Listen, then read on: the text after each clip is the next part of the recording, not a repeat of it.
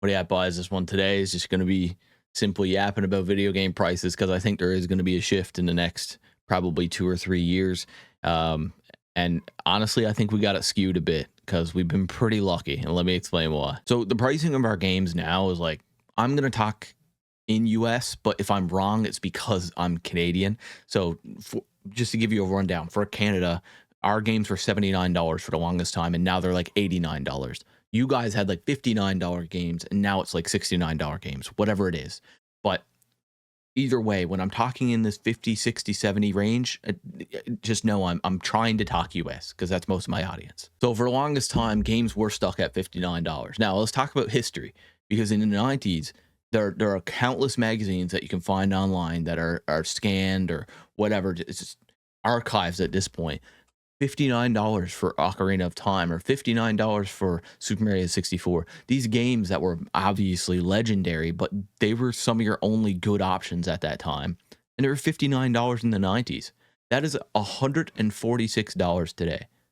146 USD today. So we're looking at like $150 for a video game today if we account for inflation. Why are we still only paying $59, $69? Why? Well, I'll give you the reason. I think the main reason is because of the monetization structure. So we didn't see much of a increase in price in the early 2000s to the mid 2000s to the late 2000s to 2010s and now into the 2020s. We're only now seeing a bit of an increase. And this is my timeline. What I kind of think probably is the reason, because we were doing huge carts back in the 90s and it was a big phenomenon, and everybody was paying that price. That was fine. They could bring the price down with discs. Discs made the prices way lower because the price of actually distributing all this product was lower because there was less space taken up. Discs were cheaper than making plastic carts, right? So, and then the discs literally got smaller. Do you remember that? Or am I faded? Am I faded? Or do you remember going from a huge cart to a decent sized disc on a PlayStation to going to a GameCube disc, which is about that big, to going to a PSP disc? It just kept getting smaller. And think about the carts for the Game Boy Advance.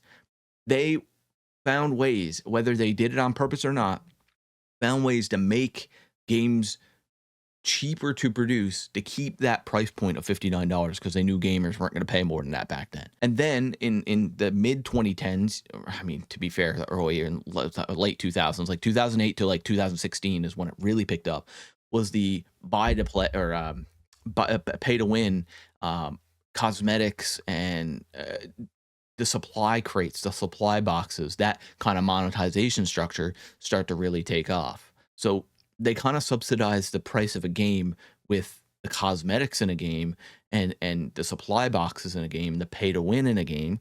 So again, we didn't have to pay more for even better video games. It makes no sense. Why now can you buy games for $79.99 Canadian or $59.99 US when we were buying Ocarina of Time in 98 for $59.99? It doesn't make any sense. If I bought a chocolate bar in 98 and I bought a chocolate bar right now, there would be 200% difference. A mind-blowing difference. So I think all those things they did over the years actually accounted for saving the money and not having to move the price. You're seeing now we're fully digital. They don't really have any other options, because if you monetize your game a certain way, you're scrutinized. If you sell the game not digitally, you're scrutinized. If you sell it digitally, but it's a higher price, you're scrutinized. They're in a weird spot. So you're seeing these things creep up by like $10. I know the new Digimon is $93 or $94 Canadian. That's the highest game I've ever seen. That's not a deluxe edition. We're seeing these price increases. And to be honest, I truly think it's fair. I think it's fair. I can be honest. But let me know your opinion on that. The reason I'm bringing this up now is because GTA 6 is like, what, 8 months, 6 months around the corner? 8 months, May 2026, technically. I think that's going to change everything. There's two ways this can go. The way that I think it's going to go, I'll explain in a second, but this is the way that it may go, and I don't expect it to happen. GTA 6 drops, games are like $59, $69 now, or $79, $89 Canadian. GTA is going to drop, it's going to have that higher price point. It's going to be like $69, $75 US, whatever, but it's going to stick around that price point of all AAA games. There's a possibility. And then you'll have your deluxe editions and your shark cards and whatever. Because the majority of the money they made in the game was not by selling the game. So maybe they do have this ideology that let's price it to the market. That's going to solidify for at least another 5 to 10 years that price does not need to move. If Rockstar can sell the game for $69.99 or $75 US, so a pretty generic price point now in 2025, standard to the industry, that's going to show the rest of AAA titles you don't deserve to sell your game for more. The issue lies in how they're going to monetize it after, because they made $10 billion off the GTA 5 since 2023 or 2013. Sorry, they made all their money off shark cards.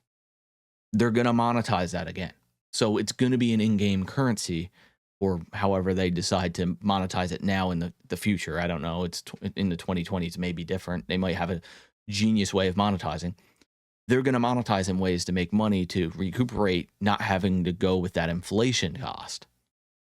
That's going to hurt, because if they're pricing at $69.99 or $75.99 or $74.99, and then they have this pricing structure or this monetization that is the shark cards, that is the cosmetics, that is the pay to win, even, that's going to be an issue, because it's going to become a staple in all AAA. All I know is that if that happens, it may halt base game prices from increasing, but I also don't know if it's a good thing, because they have to find their money somewhere. And if it's a proven structural monetization structure, I don't see why anybody else would do it.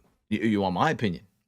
This is what I think is going to happen. This is what I truly believe is going to happen. I think GTA 6 is going to drop at like $120. I think they're going to increase the price. I think it's going to drop at $120. It might even drop at $140, something crazy. I think what they should do is drop at $120 or $140. Get the pitchforks out.